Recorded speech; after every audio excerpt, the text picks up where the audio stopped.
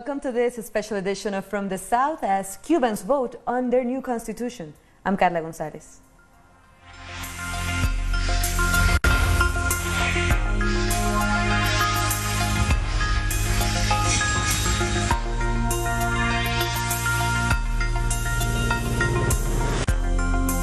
And Cubans are at the polls. They're voting in a historic constitutional referendum.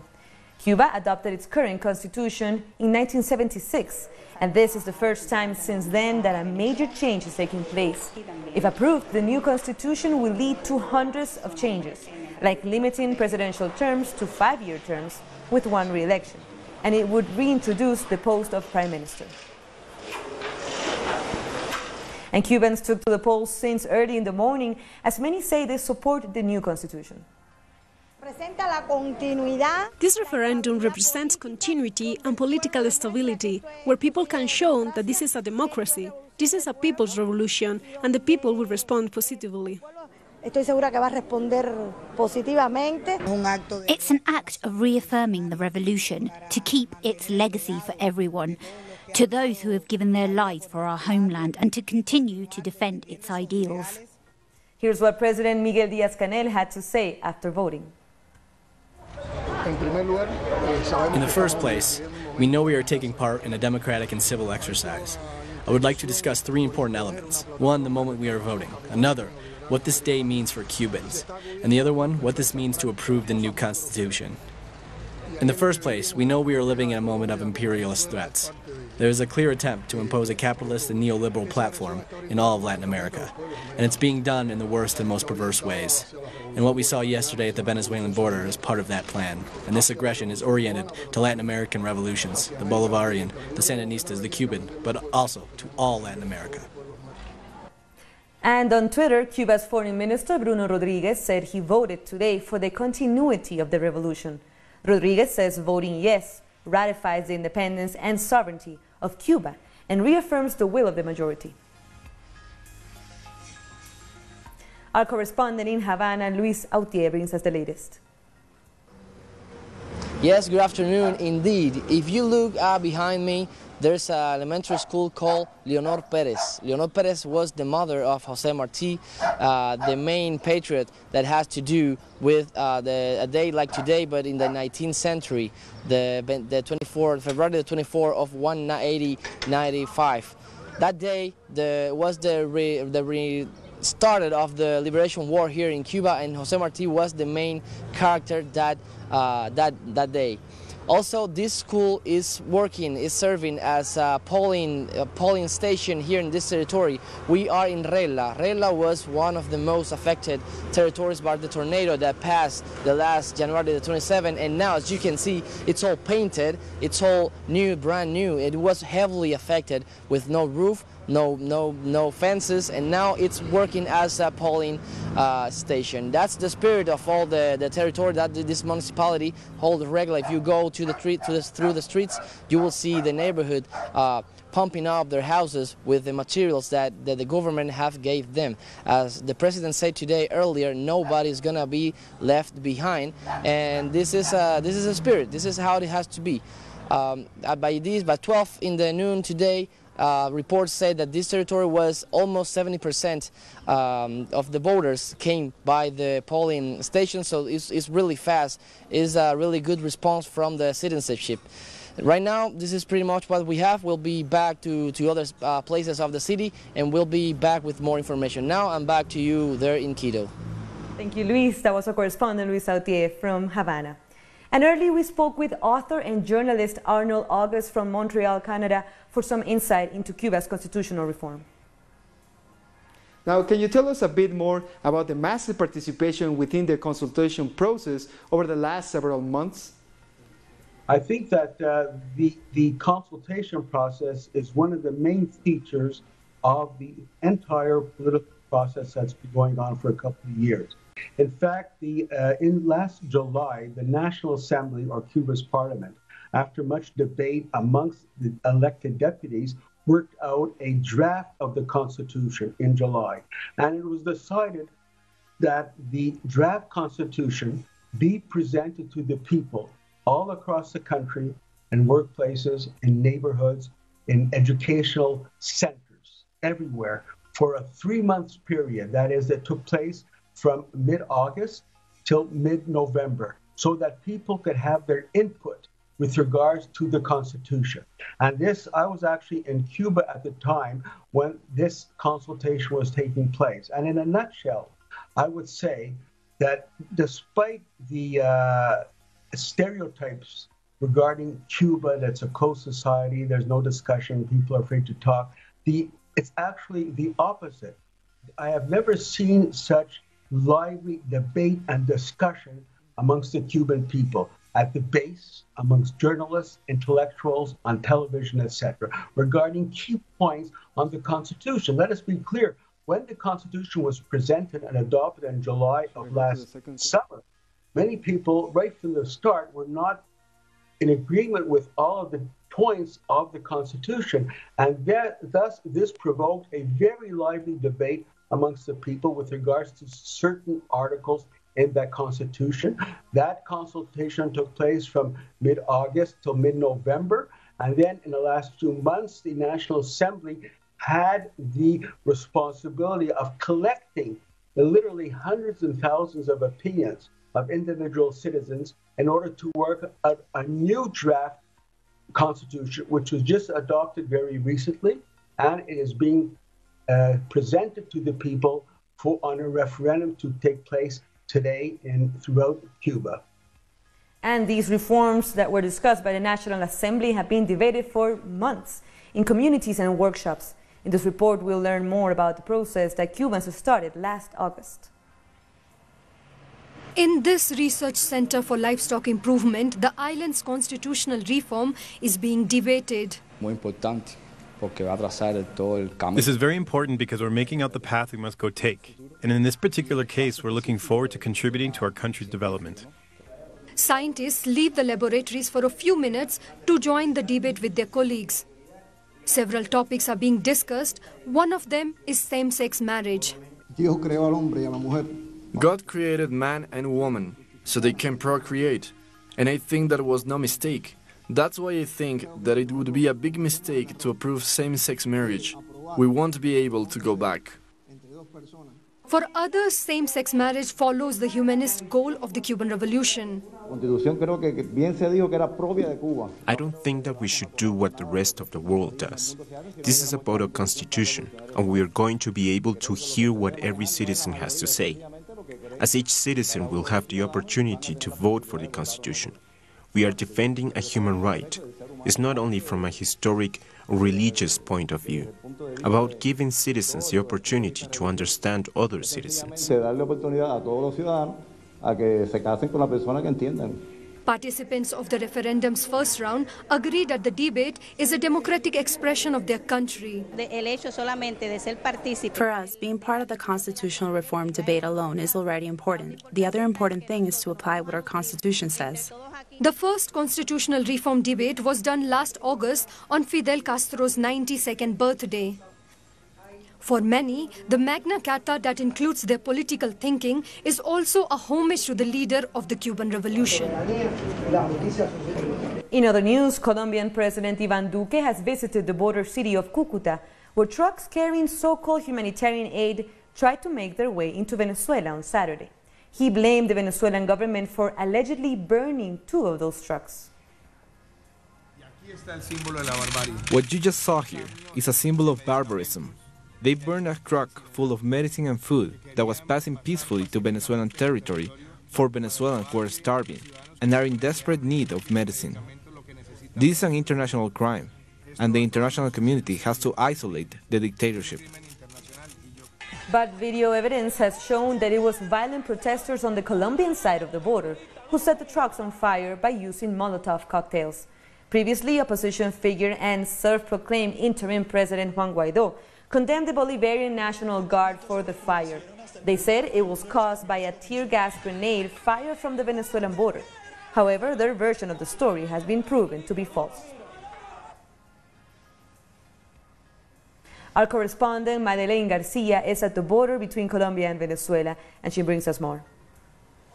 I am on the Simón Bolívar Bridge, where you can see that in the middle of the bridge, the Bolivarian armed forces have placed obstacles to block violent protesters located in the Colombian side. From early in the morning, these people have been trying to dismantle this structure.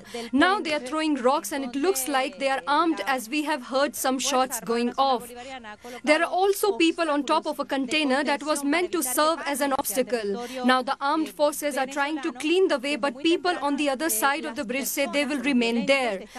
The Minister of Communication, Jorge Rodriguez, said that the opposition and its allies' intentions were not about bringing humanitarian aid to Venezuela, but to aggressively enter Venezuelan land to start an invasion and overthrow President Nicolas Maduro.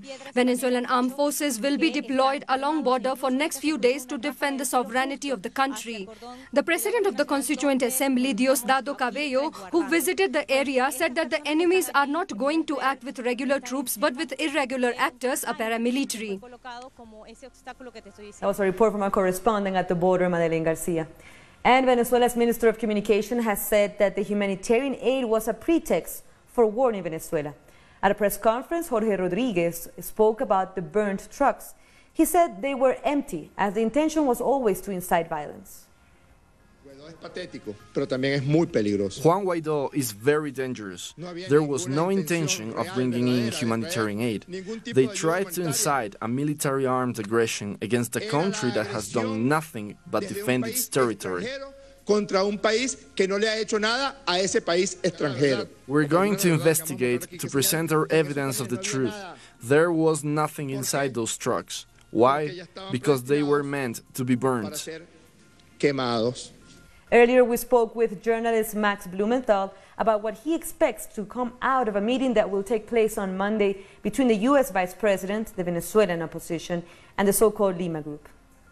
It's been unclear to me what was going to take place at every stage of this reality show coup.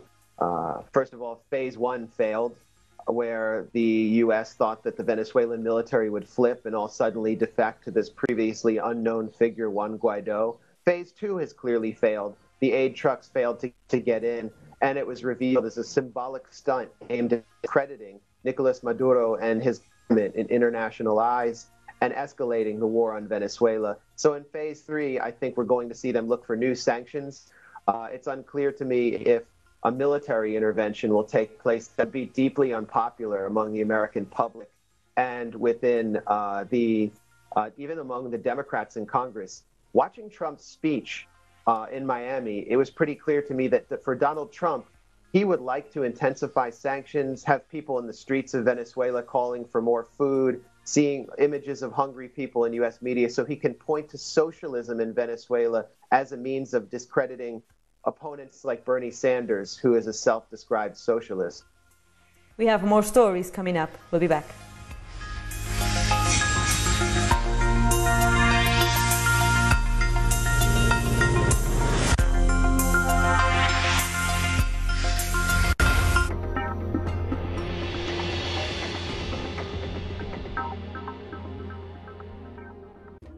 An occasion to enjoy the cultural diversity that defines our South American essence.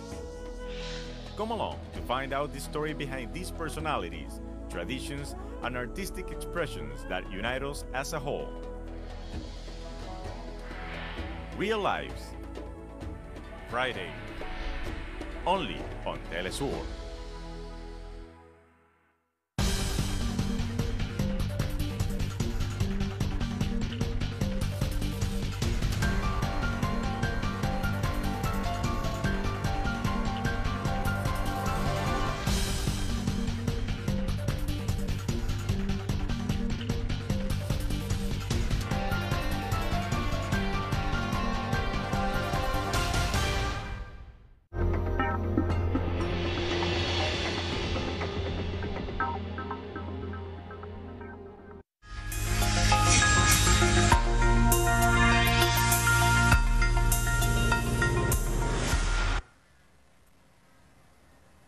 Welcome back.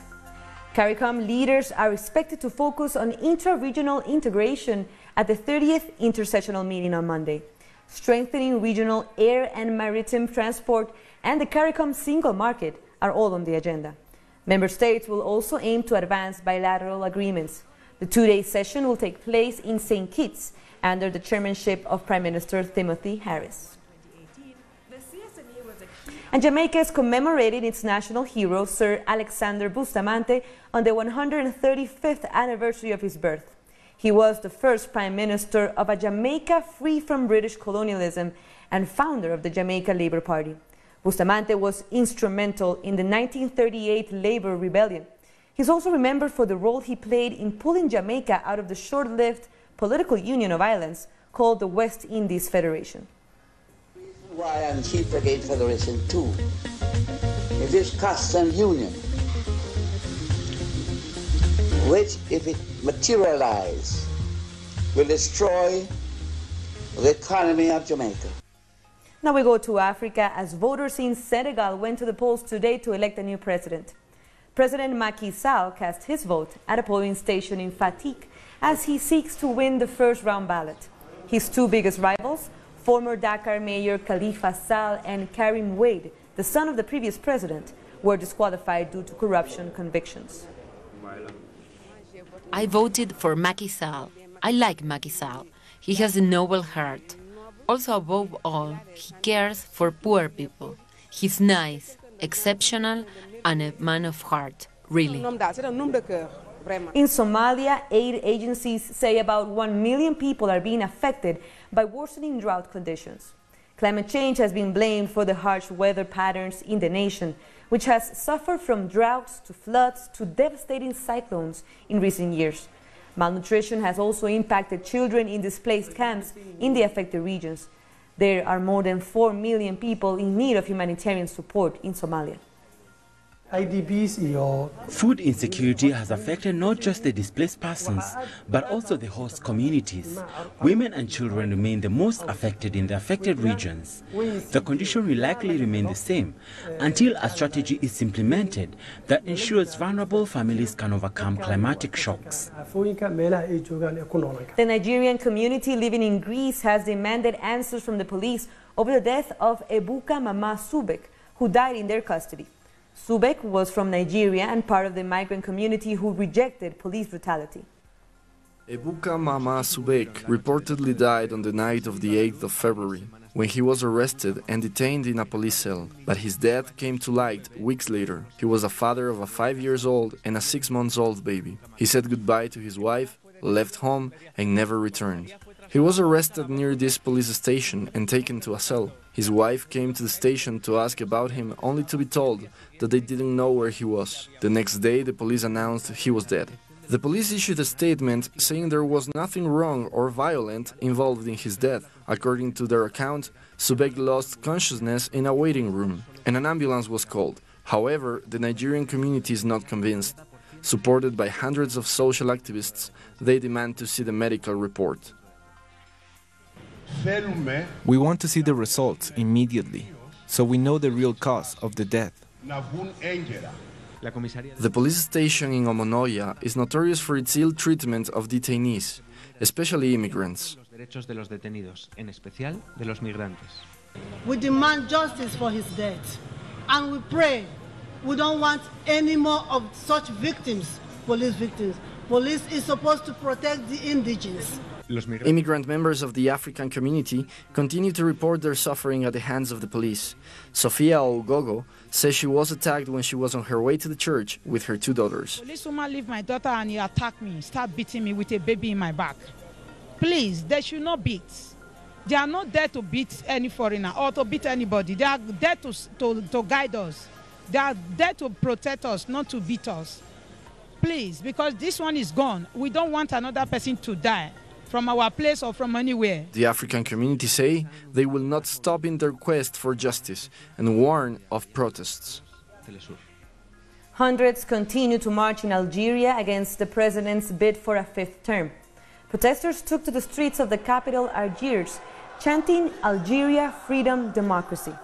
40 people were arrested during demonstrations on Friday. The government is yet to respond to the people's concerns, as earlier this year the president announced that he would be contesting April's elections. We're taking another break, but stay with us.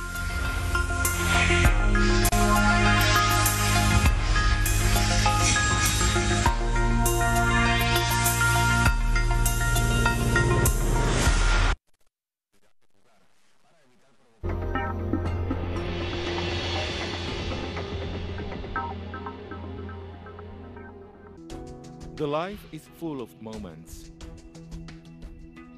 Moments of fight. Moments of hope. Moments that transcend. Moments that you can live in. Telesur documentaries. Sundays. Only on Telesur.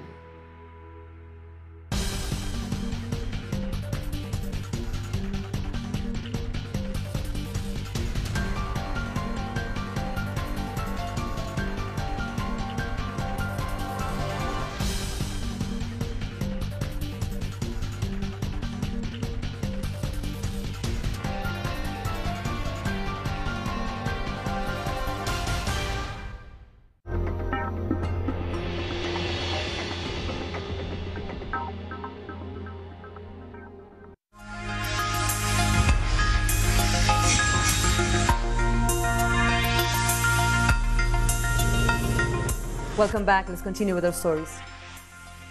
20 people were killed and 30 others injured in a vehicle accident at a mining company in North China on Saturday. The accident occurred when a vehicle transporting workers to the mine lost control due to a brake failure. Among the victims, 15 died at the site and 4 others died at the hospital. The number of people who have died after drinking bootleg liquor in India has risen to 150. Authorities are working to find the source of the alcohol in hopes of arresting those responsible for its distribution. Conservative treatment is going on. People are responding to this treatment. In these cases, conservative treatment is usually given because this antidote is not available in the market now, and it is also will not be affected now because antidote will act only immediately if it is given. But people are coming late, so there is no role of antidote at present. A record number of Afghan civilians were killed last year due to attacks by US-led forces and suicide bombings. The United Nations reports that the conflict in Afghanistan claimed nearly 4,000 lives in 2018, leading to an 11% spike in civilian deaths versus 2017. The Afghan war started after the US forces led a campaign to overthrow the Taliban, and the conflict has recently intensified, despite peace talks gaining momentum. All parties need to take immediate and additional concrete steps to stop a further escalation in the number of civilians harmed and lives, livelihoods, and communities destroyed. They must comply with international humanitarian law and international human rights law. The UN stands ready to intensify its work with all parties to assist them in taking the steps needed to halt the number of Afghan civilians killed and maimed from spiraling even further.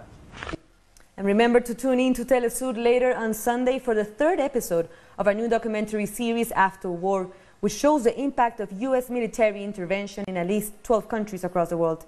This time, it's the case of Palestine. Let's look at a preview.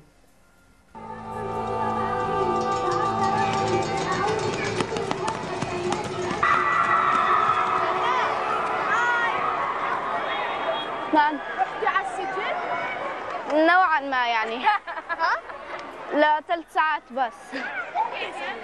انت بتحكي English, right? Yeah. Do you speak like really good English? No, they just interrogated me. They interrogated me. Why do they keep taking you? Why do they keep taking like your families and stuff? I actually don't know, but it's usually like because of the demonstration and things.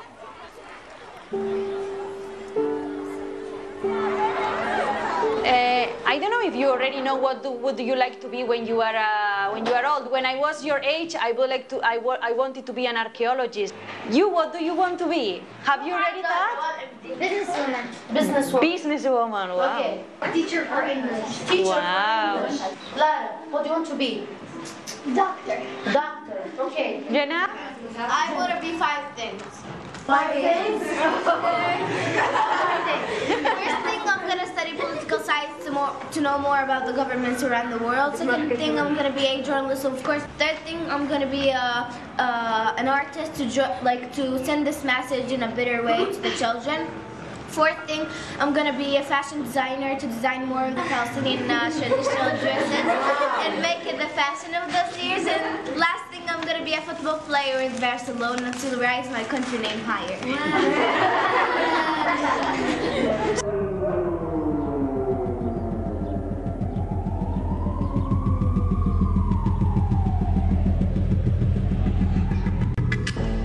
Despite all the horrors, there's still hope for those girls in Palestine. So we'll be right back with half an hour of analysis on the landmark vote in Cuba for its new constitution. So don't go away.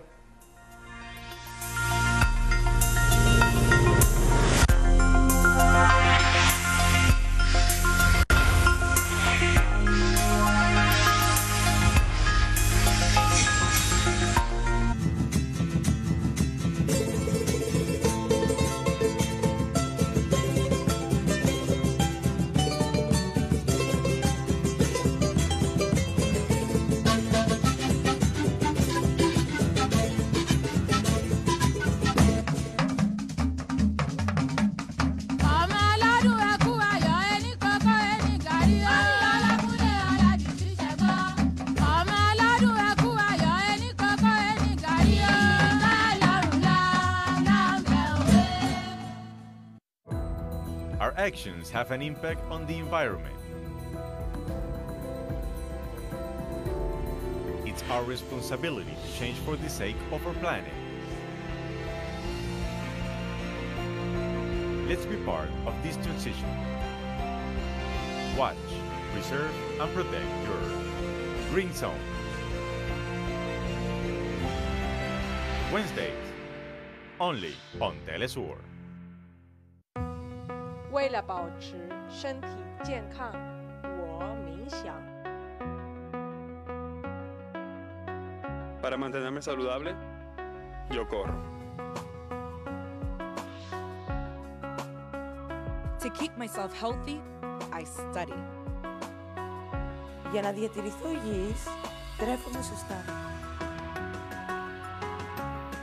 Para mantenerme saludable, yo bailo. Para mantenerme saludable, yo purifico mi espíritu a través del cuerpo. ¿Y tú? Guide your body.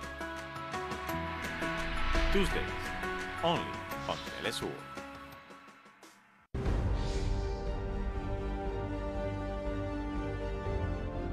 Acompañamos a los pueblos que resisten en cada una de sus luchas. Somos esa ventana que se abre para visibilizarlos entre fronteras.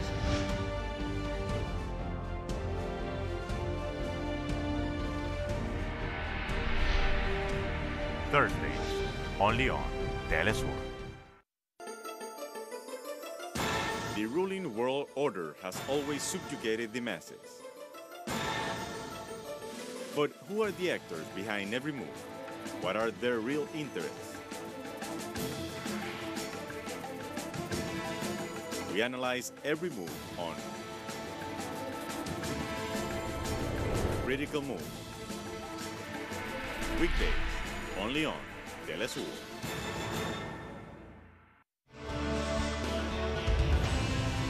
In a world infested by inequalities, abuse of power, and injustice, the American journalist Abby Martin covers the struggle for fundamental rights worldwide, deepening into the search of files which uncover the empire's strategies through our screen and web platform in English.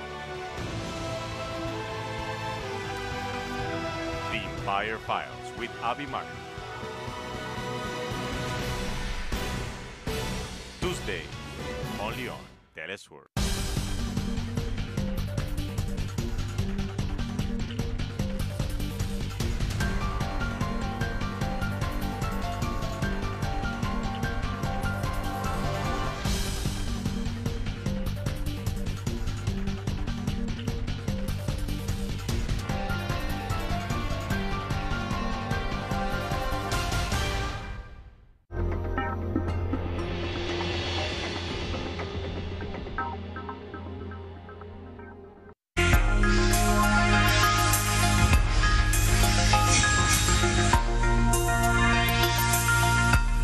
Welcome back to this special coverage here on Telesur.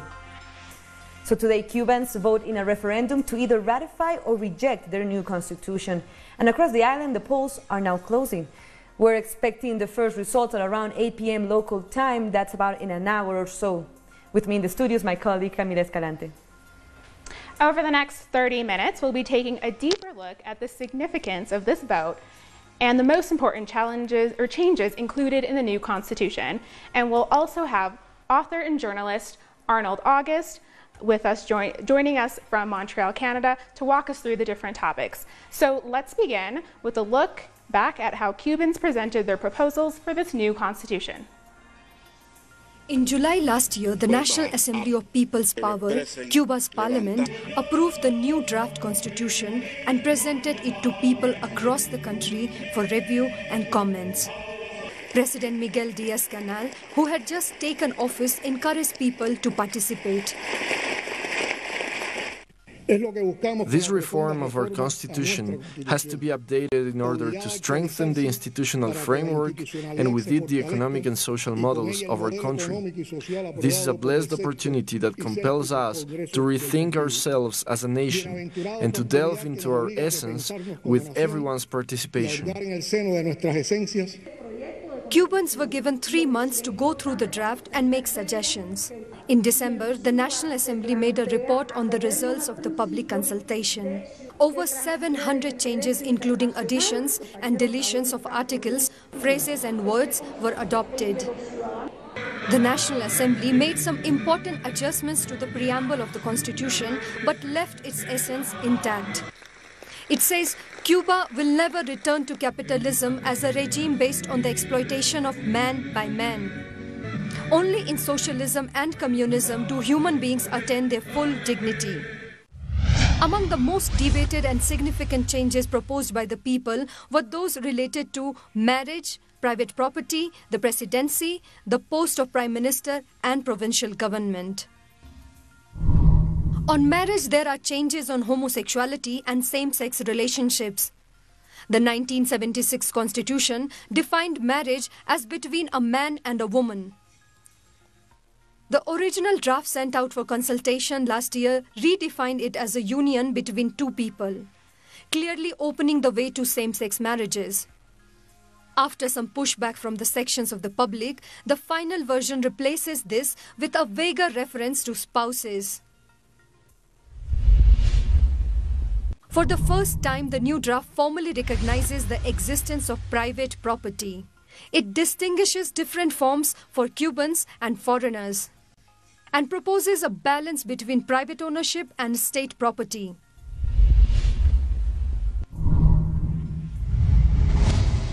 The new constitution would limit presidential terms to 2, and it suggests the president should not be more than 60 years old at the start of the first term.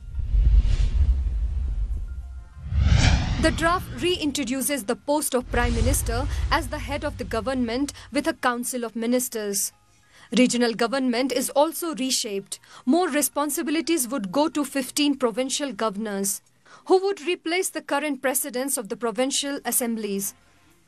On Sunday, over 8 million Cubans were called to vote on the new constitution. And today we saw President Miguel Díaz-Canel lining up and waiting to vote like all citizens do. And this is what he had to say about the referendum. In the first place, we know we are taking part in a democratic and civil exercise. I would like to discuss 3 important elements. One, the moment we are voting. Another, what this day means for Cubans. And the other one, what this means to approve the new constitution. In the first place, we know we are living in a moment of imperialist threats. There is a clear attempt to impose a capitalist and neoliberal platform in all of Latin America, and it's being done in the worst and most perverse ways. And what we saw yesterday at the Venezuelan border is part of that plan, and this aggression is oriented to Latin American revolutions, the Bolivarian, the Sandinistas, the Cuban, but also to all Latin America. That was President Díaz-Canel voting early in the morning. So Camila, let's look at the whole process, because it's not just the government presenting a constitution for a vote. It's actually the Cubans presenting their ideas, thousands of new ideas for their constitution. Of course. There was a 3-month-long consultation process, which included meetings and debates, lively debates, as we'll hear a little later. And I was fortunate enough to be in Cuba during this process of consultation, during which the meetings were held. And all around the entire country, outside schools, outside of houses and businesses, we saw these posters. And these posters are inviting people out to come and join a meeting. And these meetings were discussing some of the different points that we would see, that we see now on the final constitution. And like I said, these meetings were being held in community centers, education centers, schools. So these are just outside of residences in Havana. And it's hard to read, but it's actually just inviting people out to participate in debate over some of the points that, that we're going to see now on the final draft that's being voted on today. And there were thousands of proposals made by a lot of groups in Cuba, students, senior citizens, teachers. For example, there are about, and at the end it went to the National Assembly, and some of the changes did make it to the Constitution, about 760 changes, from whole articles changing to specific words changing. We have about 134 articles that were modified, about 60% of them, 11 articles that were eliminated, and about 90 articles that were added to the Constitution. Absolutely. So let's bring in Arnold August on this. He's an author and journalist who is joining us from Montreal, Canada. Arnold, thanks for joining us. Having me. So we do have Arnold. So Arnold is an international expert on Cuba. In his book, Cuba-U.S. Relations, Obama and Beyond, Arnold details U.S.-Cuba relations dating back to 1783 until now. Arnold shows that this relationship has centered on the U.S. attempts to dominate Cuba and exploit it as its own playground. And the book provides a very different narrative from what you'll find in the mainstream media. So Arnold, thanks for joining us. Can you tell us a little bit about the history of this process and where it all began? Going on for some time. In fact, before it was actually announced about a year ago, in the course of the announcement, President at that time, Raul Castro, said that the work for the new constitution has in fact been going on for several years. But it's part of an overall process of change going on in Cuba. For example, there's a lot of discussion that the constitution now... So we'll see if we can have... So we'll try to get him back, but he was talking about the most important changes to the Constitution. He was probably going to refer to the issue of private property and foreign investment, which is a very heavy, criticized and heavy also praised article in the Constitution. It's an economic reform that it was promoted before by the former President Raul Castro in 2010, 2011 to self-employment and entrepreneurship. Another important issue is about the issue of marriage, how defines marriage in the Constitution before and the Constitution now.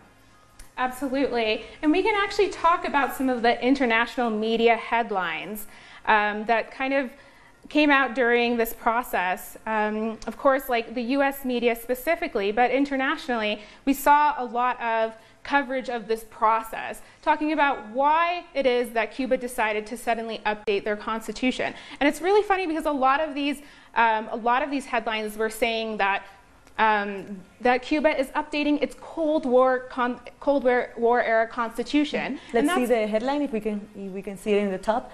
See what this media had to say about this issue, all the way in the top. This is The Guardian. So we're going to start with The Guardian UK. And this goes back to December. Of course, The Guardian went wild saying that Cuba removed support for gay marriage in the new constitution after protests. Now, this is, of course, a vast exaggeration of the opposition on the ground to some of these very progressive moves that the constitution is or that the Cuban people are trying to include in their new constitution. Cuba, of course, has extremely progressive laws and will now have a very extremely progressive new constitution compared to other countries, including the United States. And to paint the new constitution as anything but forward-thinking is clearly just a part of a mass disinformation campaign against Cuba. So let's read what the actual article would say. It would say it would recognize families no matter how they are formed. So some people are saying that it does not give away to same-sex marriage, but it also kind of leads the way to more debate on this and a possible approval in the future as well. Absolutely, and it really reduces the constitutional reform process, including these meetings and all the work that was put into it, into just a couple of bare minimum issues that are easy for the mainstream media to grab onto. And we saw a lot of debates and a lot of just people on the streets talking about the issue. We saw the recent LGBTI march for rights of LGBTI people that had a lot of people talking about this and saying that this was a positive way to start a debate that hasn't gone in the past years in Cuba, which is interesting to see it get fulfilled finally. And one key issue in the text has also been gender equality. So let's take a look at a report with more information on how gender equality fits into this new constitution. Gypsy Moreno is a world champion, Olympic champion, and Pan American champion hammer thrower. For her, the new law of laws is an unprecedented leap in terms of women's rights in Cuba. When we talk about violence against women, when we talk about the freedom that people have to express themselves and dress the way they choose, from the recognition of the rights of children to the rights of the old age, from the right as a woman so that you're not yelled at or mistreated, the ability to see yourself reflected, you wouldn't imagine what appears and is picked up in the Constitution. I think it's already giving us value and strength. For Liriam Gordillo, a feminist who's an expert in gender and communication, the constitutional reform, just like any historical and cultural human process, has very positive results, but also shortcomings. There is still resistance to an inclusive language in the Magna Carta. We can see how the titles and positions are still male. Domestic and unpaid work is not made visible, paid or unpaid. It doesn't take reproduction into consideration as an element which contributes to the national economy, and it does not appear anywhere within the document, and that's an area which is traditionally made invisible within a patriarchal conception. Nevertheless, within the new Supreme Law, there are undeniable advances in the recognition of equality. It includes categories such as sexual orientation, ethnic origin, disability, age, and territorial origin. Gender violence is made visible as an issue which requires a comprehensive and integrated state response, and the right to make decisions over one's own body is affirmed. The public debate over the constitutional reform also allows us to take a sort of map of the country. For example, it revealed the different actors and forces that today in Cuba are taking all sorts of points of views, including fundamentalist ideologies. Some of these are against equal marriage in the country, but they are also against gender perspectives in public policies and the full rights and participation of women. So I think it's very important, because this is a political and state response, to endorse within the Constitution the sexual and reproductive rights of women and for the state to protect these.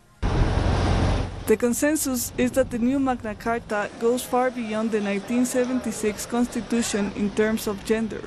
Another element is the recognition and protection of paternity, and this is very important and is linked to the reconciliation of family and work life. The subject of motherhood has always been given weight, and that protection of maternity is maintained. But it's also necessary to give a space to the recognition of paternity, as childcare should be viewed as a shared responsibility of mothers and fathers. In the opinion of this expert, it's a constitution that not only reflects the present in a more integral way, but is open to further developments in the future. So let's go back to Arnold August, our guest, to talk about the whole process that led up to this vote today. Hello, Arnold, can you hear us? I can hear you. Can you hear me? Yes, perfect. We can hear you. So you were talking to us about the process that led to this vote. Yes. As I mentioned earlier today, I just like to repeat it, but I think it's very important because you're right. according, one would base oneself on the international conglomerate media, this thing was just pushed through by the government. But in fact, for over 3 months, from middle of August to the middle of November, there were meetings took place all across the country, in neighborhoods, in places of work, in educational institutes, everywhere. And people had a chance to give their opinion on every single article. I was in Havana at the time for a 2-week period when these debates were taking place. And it was really a very inspiring process coming from a country such as Canada, as in the United States, where the people have no input at all in the laws and in the Constitution. You had massive debate taking place all over the country, and people giving their frank opinions on important and controversial issues such as the question of marriage, such as the question of private property, such as the question of the need to have the term communism in the Constitution. And this was openly discussed. For example, while I was there, I listened in and I participated, attended some meetings at the neighborhood level, and people were giving their views on why they thought the term communism should in fact be retained in the Constitution, despite the fact that the leadership took it out in the initial draft. Now, when I went back to my room, I watched TV, Cuban TV, and there it was, right on Cuban TV. You had very well-known Cuban journalists discussing it, and they openly said that they don't agree with the draft constitution. They think that the term communism should be retained, not just as a formality, but as a principle that while they're having a tough time, they're struggling to develop socialism, that communism is still the ideal for the Cuban people. So it was a major discussion and debate that took place. I'd like to mention one thing, if I may continue, with regards to the question of marriage. It was a very complicated thing. I spoke to my colleagues in Cuba when I was there, when the draft was being discussed. We know, on the one hand, there was opposition from a very chauvinist right-wing stand on the part of the church in Cuba. But speaking to my friends, all of whom are members of the Communist Party or of the youth wing, or are revolutionaries, many of them told me the following, that they do not agree with that clause, not because they're against protection of same-sex marriage, but they think that it was wrong to bring this to the level of the Constitution, because you know that no country in the world has the question of marriage, same-sex marriage, enshrined in the actual Constitution. So many people did not like the fact that it was brought there because it created a lot of division. Some people mentioned to me that while basically Cuba is an atheist state, there are a lot of people who are believers, who are Christians, and it created division amongst the people with regards to that issue of marriage. So you had opposition from both sides, from the revolutionary side, if I may say, and also from the right-wing side. And basically, that was what happened, and that clause was removed. But as Mariano Castro mentioned after that in defending the decision of the Cuban people, that it still is a gain. There was major discussion that took place throughout the country, and now it is clear, while it is not in the Constitution as such, it is going to be taken up as soon as possible with a new family code. As any other country, this type of thing is carried out by legislation and not by the Constitution. So I think that this is an advance for women and for people, for gender equality, as well as for all of the other reasons that were just provided by your other guests on this show. And Arnold, there was also a lot of debate on the division between private and public estate or public-owned businesses in the island. Can you explain a little bit about that? Yes, well, I think there's, if we look at the mainstream media, once again, they make a big thing about it, that Cuba is now recognizing private property. Of course, their main angle in making headline out of this is to try to give the impression that Cuba is giving up socialism, giving up communism, and they're opening up towards capitalism. But this is far from the reality, and it's more close to their wishful thinking. Now, in fact, private property in Cuba, as it is known now, small business people, that has been going on for some years now through legislation, through the reforms that Raul Castro worked out in the parliament several years ago. What the Constitution has done, what is new, that it formally recognizes constitutionally the rights of the small businesses. That is what has changed. It is a major change, but at the same time, it indicates, the Constitution indicates that while private property is a right, people have a right to carry on their work as a small business people, the main means of production remains in the hands of the state. That is really important. And that also that Cuba's economy is a planned socialist economy. For example, let's take the example of private business. People have a right to open up their private business, great, but they have to pay taxes on their sales. They have to pay taxes on when they hire workers. They have to pay taxes for licenses, etc. So this money that is taken from the small businesses is then worked into the economy once again to keep Cuba's tradition of free education, free health, culture, and sports.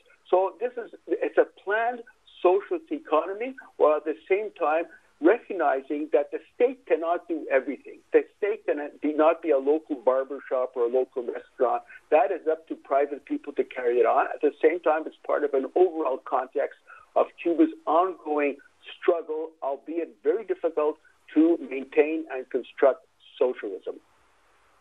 Absolutely. And on that same topic of private property and businesses, we have this report sent to us from our correspondent in Cuba.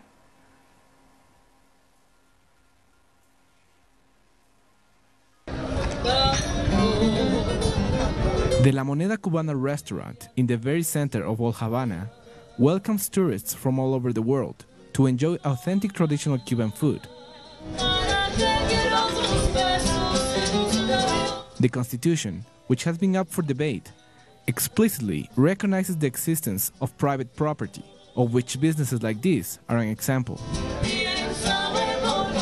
I think that it is important to recognize the private sector, but also public investment, because no one knows better what our country needs than its own citizens. I also think the productive forces must be liberated to reduce the prices of the raw material we need. They should also open up wholesale markets.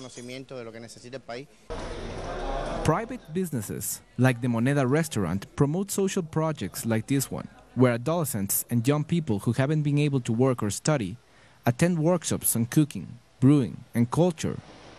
The restaurants become places where they can learn and where they can work when they graduate. I think that it was achieved thanks to the joint efforts of the state and the private sector. I think the leaders of this country are working to create a more balanced and fair society. We mustn't divide different groups. We are all Cubans, and we must all work for a prosperous country. That's what this Constitution is aiming for. For this economic researcher, one of the greatest achievements of this draft Constitution is not to demonize private property. However, he thinks they need to work more on a balanced relation between the private and public sectors, so as not to lose the focus on people's welfare. Cuban socialism started with the state managing the economy, and that didn't work for smaller businesses like barbers or carpenters. That's why I think that we must innovate with these links between private and public sectors. Of course, the end result must be more to benefit everyone. The recognition of private property in the new Constitution has triggered a huge debate among Cubans. For example, on how to control the accumulation of property. For many people, the most important thing is not to give up on building socialism, while understanding that to distribute wealth, it must first be created. Alien Fernández, Telesur, La Habana. And the new constitution also includes significant changes to the structure of government in Cuba. There is now the figure of the president and the prime minister. So Arnold, if we have you back, can you tell us a little bit more about that? Well, we don't know too much about it because the laws, the electoral laws and other legislation that is going to put that in practice has not yet been drafted nor made public. But I think the overall goal is to divide powers, if you like, speaking in that way. So you have the president having a certain amount of political power, and you have the prime minister as well having a certain amount of political power, but I don't think that will change the overall orientation of the Cuban government. I think the main thing is that the President of the Council of State is accountable to the Council of State, and the Council of State is accountable to the Parliament. Now, of course, the Council of State can issue decrees, but it also has to have those decrees and laws approved by the Parliament.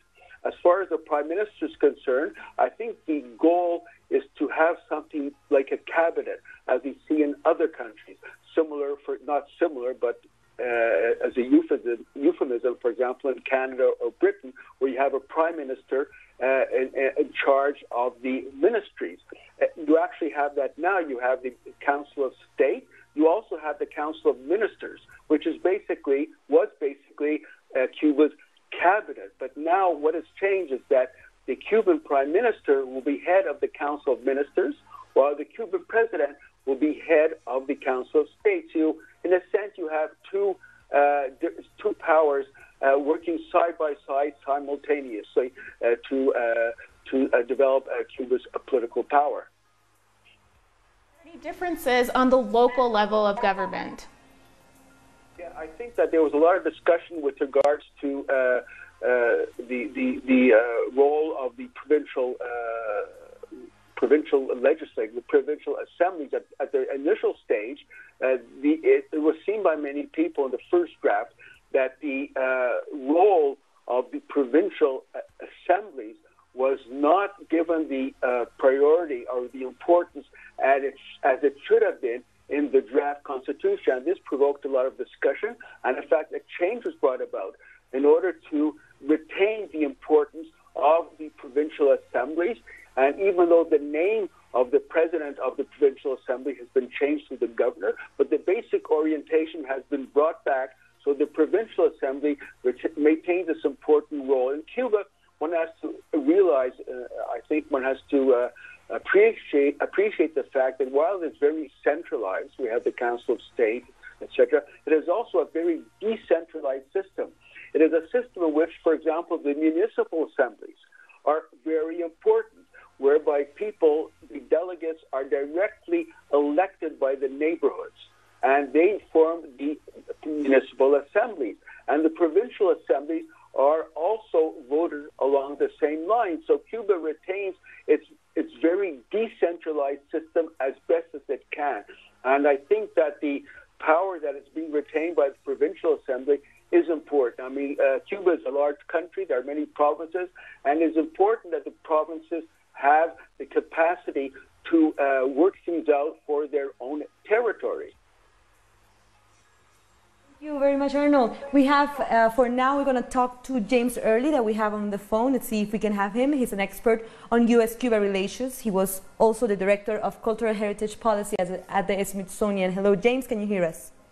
I can hear you, thank you. Perfect. So, James, can you talk about the changes of the Cuban Constitution, specifically now that it pertains to the citizenship of the Cubans? Well, I think we must put the change in the Cuban Constitution in historical context of the last 50 years, and that is the revolutionary process has evolved a more direct relationship with a participatory democracy, recalling that when Raul Castro was elected through the National Assembly as president of the National Assembly, not because he was Fidel's brother, but because a law was passed, one of the first things he said is that there was too little criticism in Cuba, and that the Communist Party was indispensable to the direction and the security of the country, but that the Communist Party was not the citizen or the government, that democracy is premised on a capable participatory citizenship. And Diaz-Canales has picked up that policy orientation to emphasize the role of the Cuban citizen and the then distinct but interrelated role of both the Communist Party and members of the government as stewards of governance, not as the citizens themselves, notwithstanding the fact that they are born into various Cuban families. So I think that this is a process in which Cuba is perhaps the most open, direct, self-reflective and self-critical and transparent democratic process going forward, upholding their virtues, their strengths, and their accomplishments, but always looking in the mirror to ask themselves, where are the human failures? Where are the human errors? And taking responsibility for that. That is evidenced in a historical context by Raul Castro having said almost 10 years ago that while the embargo is strangling Cuba's ability to exercise its self-determination, that if the embargo were removed tomorrow, it is questionable of whether the revolution could survive because of its own errors, its own failures. That is a very refreshing, democratic, transparent look by stewards of government, servants of government, in relationship to the support offered by their citizenry and the criticisms and the recommendation offered by their citizens.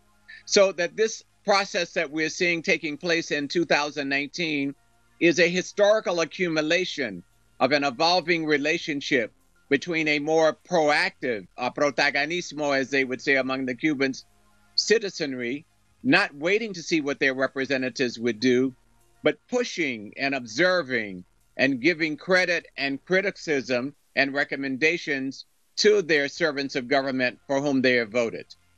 We saw Díaz-Canel speak about this vote, and he said that the Constitution actually upholds and strengthens the ideals of Fidel, of Martí, of Raúl. How do you see the rights, the free rights to education and health being supported in the Constitution?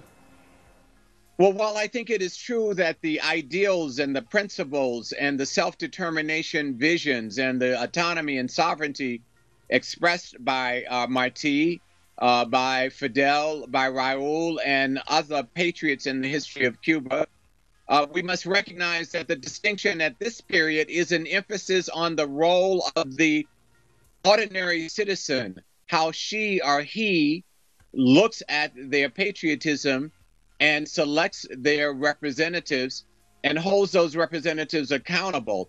And so that we are seeing, I think, somewhat of a change in the political culture of the revolution, which is not so much focused on the individual singular profiles. For example, the towering figure of Fidel Castro from the middle of the 20th century towards the early part of the 21st century, but more on the ordinary citizen. And I think this is evidenced in the evolution of the public consciousness of Fidel Castro, who understood his own creativity, his own vision, his own capacity to move people, but was more concerned about what was his social relationship with the Cuban citizens, not his individual relationship. And therein, just before his death, he requested that a law be passed that there be nothing named after him. What he was suggesting is that this was not about him as an individual figure, but it is about the everyday, ordinary Cuban who is prepared to take responsibility for her and his role in the development of Cuban society in the context of Cuban socialism. So I think that what we're seeing in this voting process, and what has been repeatedly stated by Díaz-Canel, the new president, is that attention must be paid to the citizen. And again, this relates to the earlier period of the emergence of Raúl Castro as head of state, when he said there was too little criticism in Cuba, that there needed to be more critical reflections coming from the citizens, from the point of view of patriotism, observing what were the strengths and the achievements of the society, but also what were the criticisms and the failures and the errors of governance. A very refreshing proposition when he called forth the citizens to do that. And he said directly to the Cuban Communist Party that the Cuban Communist Party is indispensable to the direction and the security of the country. But he emphasized that the Cuban Communist Party is not the citizen, nor is it the government, and therefore it needed to rethink and readjust its relationship to the citizen, to the government, and their role as a party, understanding that it is the capable, proactive citizen, one of the most well-educated citizenries in the world, according to the United Nations, that must be the pivot on which the revolution actualizes its principles and moves towards its aspirations. James, we only have a couple of minutes left, but I just wanted to ask you, because of course you're in the United States, and there was this huge media frenzy and hysteria over the Cuban Constitution as it pertains to the family, to gay marriage, and to gender rights. Can you tell us a little bit about that? Well, Cuba has been very transparent in facing its history of state homophobia, el periodo de gris, the gray period. The Ministry of Culture, then under the directorship of Abel Prieto, opened up a public discussion, a public debate about an earlier period of homophobia. And it was very transparent and very open, very well researched, and very much engaged by the citizens.